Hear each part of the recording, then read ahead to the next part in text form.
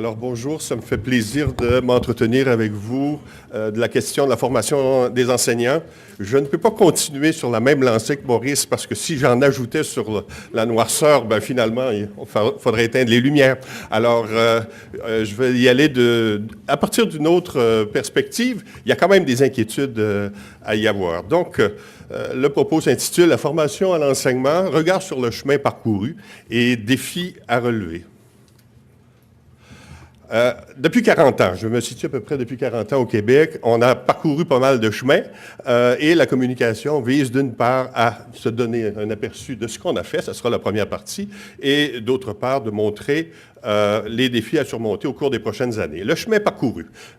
J'ai divisé ça en 4 périodes ou en 4 moments qui me semblent caractéristiques. D'une part, une première période au cours des années 60-70, ici au Québec, ça a été important, c'est la Révolution tranquille. Donc, c'était une période, merci, c'était une période de changement des structures, c'est-à-dire que la formation des maîtres avait lieu dans les écoles normales et on a fermé les écoles normales pour assurer la formation des maîtres à l'université. C'est un changement quand même assez important.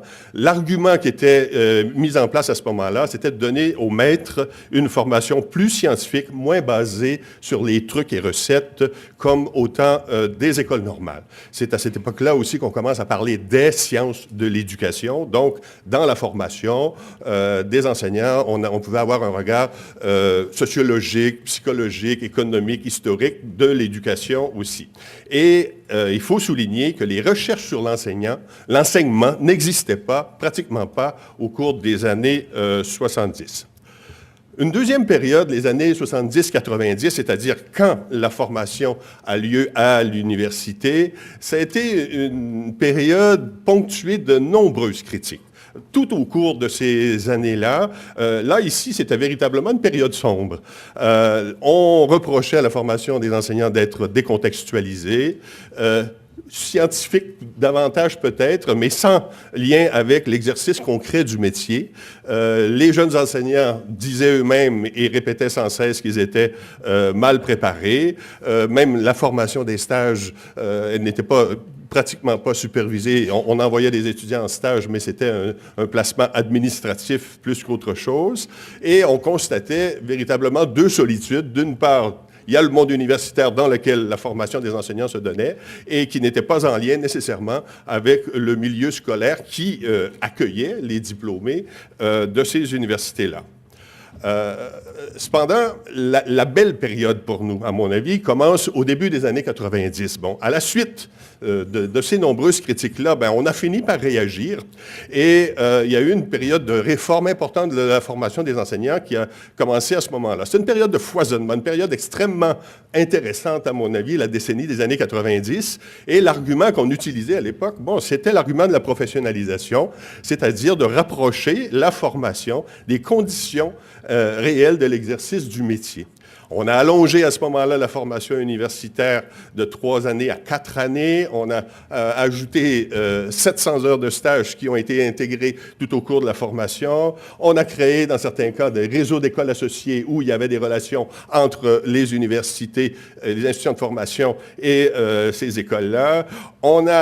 On avait l'idée de faire en sorte que l'enseignement devienne un choix et non pas un pis-aller, et non pas une carrière qu'on choisit parce qu'on ne peut pas faire autre chose. On voulait vraiment mettre cette idée-là que c'était un choix véritable. Et les stages étant étalés dans les 4 années, cela permettait aussi de socialiser professionnellement les étudiants qui étudiaient en formation initiale à l'enseignement. C'était une période extrêmement intéressante, au cours de laquelle, par exemple, on a créé des instances comme un comité d'agrément des programmes, c'est-à-dire que les programmes devaient être approuvés. On a créé des tables de concertation entre le ministère et les universités, des tables de concertation entre le ministère, les universités et le milieu scolaire, le réseau des écoles associées. Il y a même eu une association qui a été créée à l'époque qui s'appelait l'ACUFOM, l'Association québécoise universitaire en formation des maîtres.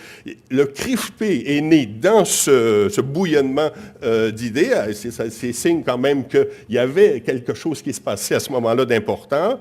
On a fait aussi des recherches en partenariat avec les écoles associées. Bref, il se passait des choses, si bien que quand on a voulu vérifier au début des années 2000, à partir d'une relance des diplômés, de la perception de la formation et des employeurs, les gens étaient contents. Il y avait un taux élevé de satisfaction des employeurs à l'égard des nouveaux diplômés depuis la réforme des années 90. Bon, c'était pas pire. Ça augurait bien pour le futur. Bon. La quatrième période, je l'appellerais depuis 2001, enfin c'est comme ça que je la marquerais, parce que c'est à partir de 2001 qu'on a créé un référentiel de compétences en formation à l'enseignement. En passant, pour ceux qui sont de langue ou espagnole ou anglaise, le référentiel existe en version espagnole et anglaise et il est téléchargeable aussi sur le site du ministère de l'Éducation. Alors, on a produit un référentiel de compétences à ce moment-là en 2001 et, les raisons étaient diverses, mais c'était surtout pour je dirais, restreindre l'offre de formation et faire en sorte que si on est formé à Rimouski, à Chicoutimi, à Laval ou à Montréal, qu'on soit formé à peu près aux mêmes compétences pour enseigner, parce que le métier ne varie pas tant que ça. Donc, il y avait cette idée-là de restreindre aussi l'offre de formation. Alors, mais dans quelle orientation nous allons donner à cette formation-là? Il y avait l'idée de former un professionnel et de former un pédagogue cultivé. C'était les deux grandes orientations. Quand on parlait de former un professionnel, au fond, à ce moment-là, l'idée était de dire que vous former un enseignant, c'est pas simplement le former aux disciplines qu'il aura enseignées. Bien sûr, les disciplines sont fondamentales. Un enseignant qui ne maîtrise pas sa discipline ne pourra pas faire un travail adéquat. Cependant, enseigner exige plus que la simple maîtrise des disciplines. Il y a toute une série de stratégies qu'un enseignant doit mobiliser. Quand on parlait de former un professionnel, on disait aussi qu'on ne veut pas réduire l'enseignement à une dimension proprement technique, car il y a des problèmes qui sont beaucoup plus complexes et qui méritent l'examen, l'analyse. Former un professionnel, c'est former à l'exercice d'un travail spécifique, c'est-à-dire on a examiné quel est le travail de l'enseignant, quelles sont les compétences que ce travail-là exige en situation réelle de travail, c'est-à-dire face à ses élèves, au contact de ses élèves, dans une journée de travail, dans une année, avec les collègues, avec les rencontres avec les parents, etc. Donc, c'est dans ce sens-là que le référentiel de compétences, dans la visite de former un professionnel, on mettait aussi en évidence l'importance du partenariat, évidemment parce qu'un enseignant va travailler dans des écoles, donc on a des partenaires qui sont dans les écoles, des partenaires de l'université. On a aussi mis l'accent sur l'approche programme, c'est-à-dire qu'un programme de formation serait davantage qu'une juxtaposition de cours sans lien trop étroit les uns avec les autres, mais plutôt dans l'idée que les cours convergent dans le but de former quelqu'un de compétent dans divers agirs professionnels reliés à sa tâche. Alors, la seconde orientation qui était de former un pédagogue cultivé, c'est de dire que oui, la connaissance de la discipline est nécessaire, mais aussi il est important de connaître l'histoire de sa discipline, l'épistémologie de sa discipline, parce qu'on est dans un rapport à autrui, c'est-à-dire les élèves quand on enseigne, et on a toute une médiation de pertinence par rapport au contenu qu'on enseigne à faire acquérir aux élèves. Donc, en ce sens-là, j'aimais bien, moi, l'idée de Zakartuk qui avait écrit son petit ouvrage « L'enseignant comme passeur culturel ». Je trouve que c'est une métaphore de génie, au sens où c'est ça le métier de l'enseignant, c'est-à-dire il est imbibé dans la culture et il veut faire passer les élèves de leur culture première, disons, anthropologique, à la culture seconde, c'est-à-dire à les amener à comprendre le monde dans lequel ils baignent. Maintenant, dans le référentiel, on avait 12 compétences qu'on a déclinées en 4 catégories. Des compétences relatives au noyau dur de l'acte d'enseigner, c'est-à-dire tous les enseignants planifient, pilotent des activités d'apprentissage, évaluent, gèrent leur classe. Des compétences relatives au contexte social et scolaire, du temps, du moins à l'époque on disait les nouvelles technologies sont importantes, il y a davantage d'élèves en difficulté d'adaptation et d'apprentissage. On est dans une période où on doit établir des relations avec les parents et avec les collègues, Des compétences liées à l'agir d'un professionnel, ce sont par exemple des compétences éthiques et des compétences aussi liées au développement professionnel, c'est-à-dire qu'on n'en a comme enseignant jamais fini d'être compétent, au sens où la compétence est comme une sorte de finalité sans fin. On s'inscrit dans un processus de développement professionnel continu. Et des compétences relatives au fondement de l'acte d'enseigner, c'est-à-dire des compétences telles que la maîtrise de la langue d'enseignement qui pour nous est fondamentale, et en même temps la compétence dans les disciplines qu'on a à transmettre. Alors, à partir de ces orientations, former un professionnel et former un pédagogue cultivé, à partir des 12 compétences, les universités, ici, doivent construire un programme de formation pour l'enseignement au primaire, l'enseignement au secondaire. Et évidemment, les universités peuvent utiliser divers dispositifs de formation, diverses activités de formation, mais au bout du compte, le CAPFE, c'est-à-dire le comité d'agrément des programmes de formation, devient l'instance qui approuve, agrée ou non les programmes ou fait des suggestions. Bon. C'est là le portrait de ce qui s'est passé. Maintenant, les défis à relever. Où en sommes-nous maintenant? Où voulons-nous, où pouvons-nous aller? Et pour identifier les défis, je me suis largement inspiré des rapports annuels du comité d'agrément, parce que chaque année, le comité d'agrément produit un rapport annuel dans lequel on voit les enjeux, on voit les problèmes qui se sont posés à la suite de l'analyse des programmes des diverses universités et à la suite des visites que le comité d'agrément fait dans chacune des universités pour voir comment les programmes de formation à l'enseignement fonctionnent-ils. Alors, je me suis dit, je vais prendre cette piste-là pour voir c'est quoi les défis qu'on a présentement. Donc, j'en ai identifié 6 défis. Et bon, peut-être la 6e catégorie, je ne sais pas si j'aurai le temps, mais je vais procéder sans plus tarder par la première catégorie de défis, le défi organisationnel. Il y a quelque chose d'assez fascinant dans ce qui se passe chez nous présentement, c'est que nous venons de créer un ministère de l'enseignement supérieur qui est distinct du ministère de l'Éducation, des loisirs et du sport. Auparavant, en 1993, on a unifié le ministère de l'Enseignement supérieur au ministère de l'Éducation, justement pour assurer une meilleure cohésion entre la formation des maîtres qui se passait à l'université et le ministère de l'Éducation qui s'occupait des écoles primaires et secondaires. Donc là, on refait l'histoire en quelque sorte à l'envers, c'est-à-dire que ce qu'on a fusionné, bon, là, on le sépare, et les raisons pour lesquelles on a fusionné, était que cette séparation entre les deux ministères était une des raisons probables des difficultés qu'on a eues au cours des années 70-90 à faire en sorte qu'il y ait un lien entre les universités et le milieu scolaire. Alors, je pense qu'un défi important avec la création du ministère de l'Enseignement supérieur, dont les universités relèvent donc les institutions de formation, un enjeu important sera de maintenir absolument l'effort de concertation entre ces deux pôles qui souvent ne se parlent pas l'un et l'autre. Deuxième défi, c'est le défi par rapport à l'efficacité des programmes de formation. Hattie, dans ses méta-analyses, a montré que la formation initiale avait un impact très faible pour aider les étudiants à favoriser la réussite de leurs élèves. Bon, il donne un effet d'ampleur de 0,11, c'est-à-dire très, très faible. Donc, c'est presque pas d'influence. Autrement dit, on forme les étudiants en formation initiale et cela ne semble pas avoir d'impact sur le développement de leur capacité à enseigner plus adéquatement.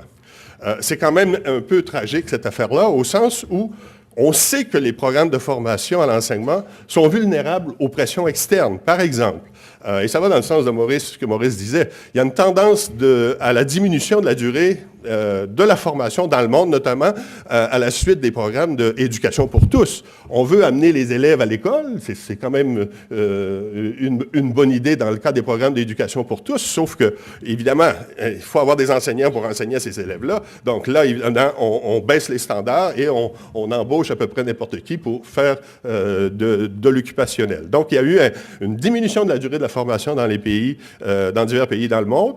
Des programmes courts alternatifs sont très présents aux États-Unis, c'est-à-dire des formations de courte durée pour répondre à toutes sortes de problèmes qui sont réels quand même, c'est-à-dire des enseignants qui ne veulent pas aller dans les centres, dans les inner cities, qu'on appelle, au centre des villes où il y a des problèmes de violence, etc.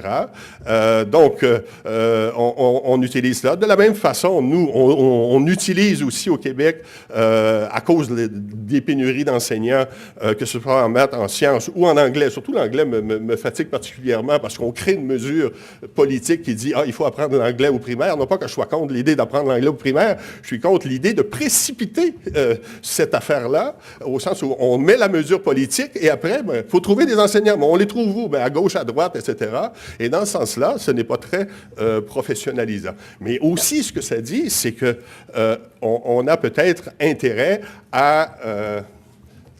comment je dirais donc, à défendre notre profession.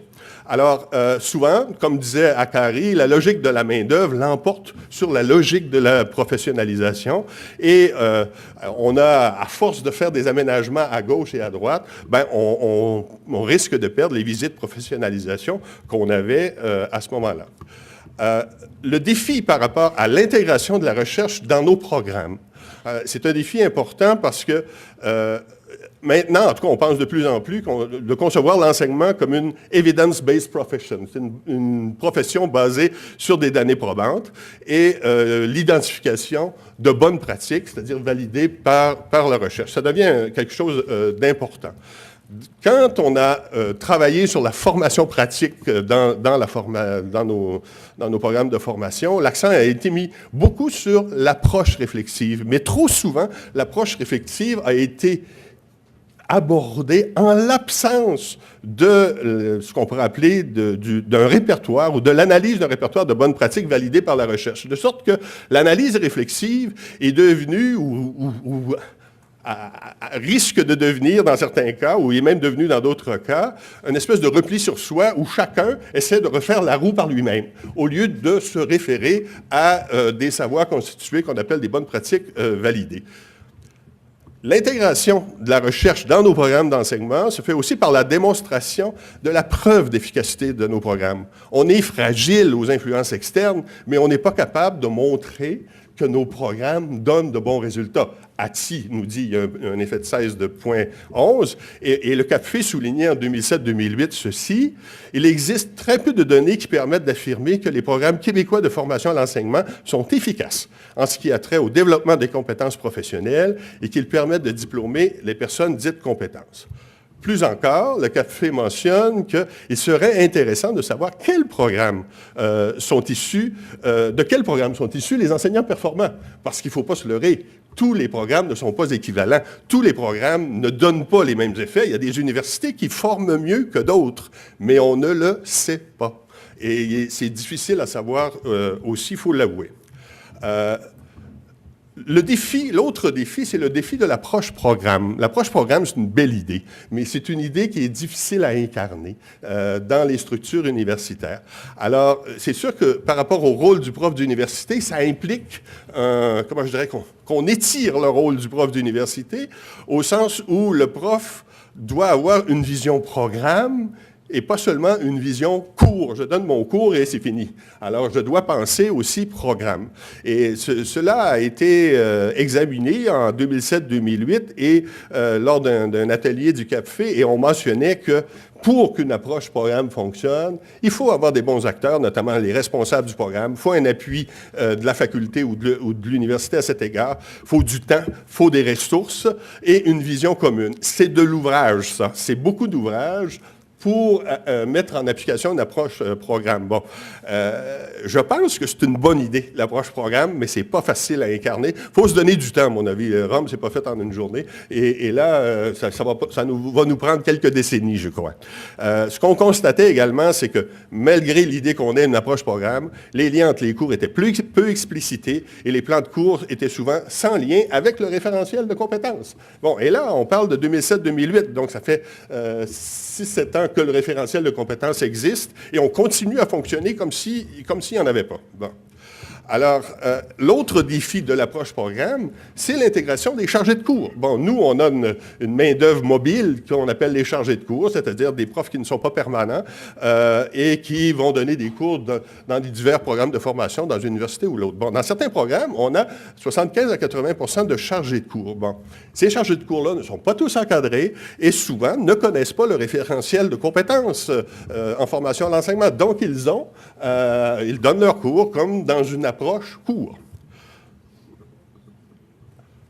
La collaboration avec les milieux, toujours dans le défi de l'approche programme. Bon, ce qu'on mentionnait, évidemment, en 2005-2006, dans le rapport du CAPFE, c'est que même les enseignants associés et les superviseurs de stage ne connaissent pas encore le référentiel de compétences. Il peut y avoir des bonnes raisons pour ça, au sens où il y a un roulement de personnel. Ce n'est pas toujours les mêmes qui sont là. On a fait des formations, des initiations au référentiel au début, et par la suite, ça s'est comme perdu, comme si c'était dit une fois, on n'avait plus besoin de le redire, de le refaire, je dirais de frapper encore davantage et toujours sur le même clou.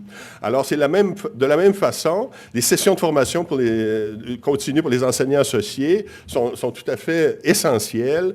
Les enseignants associés, ce sont les enseignants qui reçoivent les stagiaires là, des programmes de formation. Donc, les enseignants associés doivent aussi être formés aux compétences, aux référentiels de compétences. On l'a fait, mais à un moment donné, c'est comme si l'électricité se perdait ou les passions se refroidissent, on est occupé à d'autres choses, enfin, et que sais-je.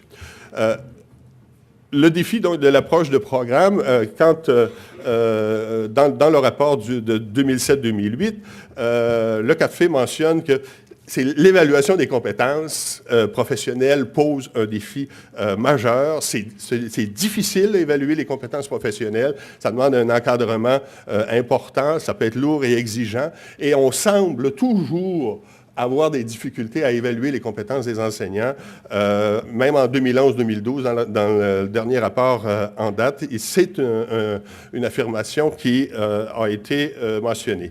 On mentionnait également qu'il faut se donner des indicateurs d'évaluation aussi. Il y a un travail à faire de concertation. Le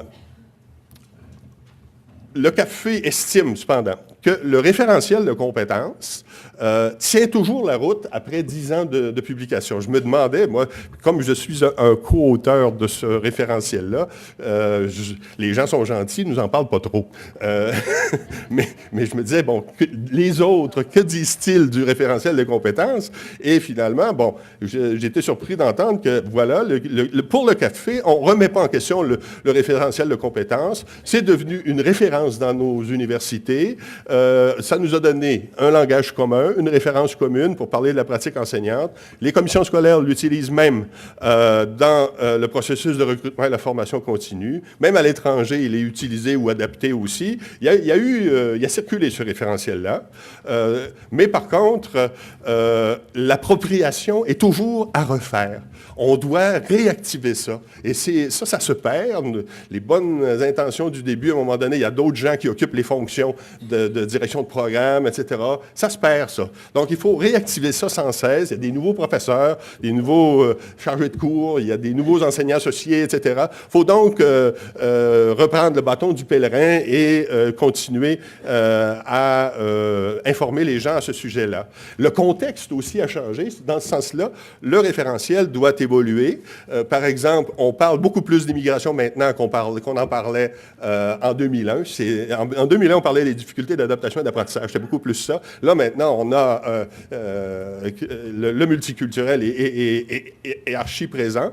On a aussi un changement de contexte par rapport aux nouvelles technologies.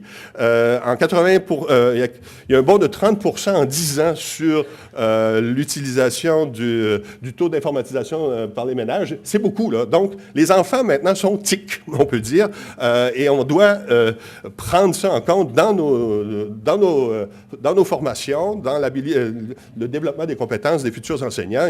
À un moment donné, il faut que ça devienne une seconde nature, mais c'est sûr que plus ils sont jeunes, mieux c'est, parce qu'ils font partie de ce groupe d'âge-là. Pour des gens de ma génération, ben, nous autres, on a appris différemment, mettons. Alors, d'autres défis, et j'achève, j'ai presque terminé. La langue d'enseignement constitue un défi important. On s'est entendu sur une évaluation écrite du français entre toutes les universités. Le défi qui nous reste à relever, c'est qu'il faut évaluer l'oral. Il faut s'entendre sur la question de l'oral. Et il y a de l'ouvrage à faire, comme on dit, sur cette question-là. C'est pas évident. Vous avez juste à écouter les postes de radio québécois. Vous allez voir tout le défi qui existe. Il y a eu traditionnellement des groupes de formateurs négligés. L'enseignement professionnel, les formateurs en enseignement professionnel, c'est un groupe négligé. Les formateurs en enseignement des adultes, c'était un groupe négligé. Il y a un travail à faire au cours des prochaines années sur ces populations d'enseignants-là, de formateurs d'enseignants. Enfin, et je termine là-dessus, il y a le niveau de recrutement. Je pense que pour attirer les meilleurs candidats, il faut que la profession soit attrayante donc, on a de la difficulté, je trouve souvent, et je ne suis pas le seul, il me semble que nos étudiants ne sont pas au niveau pour être meilleurs, mais là, il faut être capable d'attirer pour aller chercher les meilleurs. Alors, en conclusion, depuis 40 ans, la formation des maîtres a connu plusieurs transformations au Québec. Universitarisation, visite professionnalisation, approche programme, collaboration entre les milieux, référentiel de compétences. Il y a eu de la belle ouvrage, comme on dit, qui s'est fait. Ce sont des acquis pertinents pour la formation, mais qui risquent d'être fragilisés, constamment fragilisés, en raison des pressions externes de toutes sortes.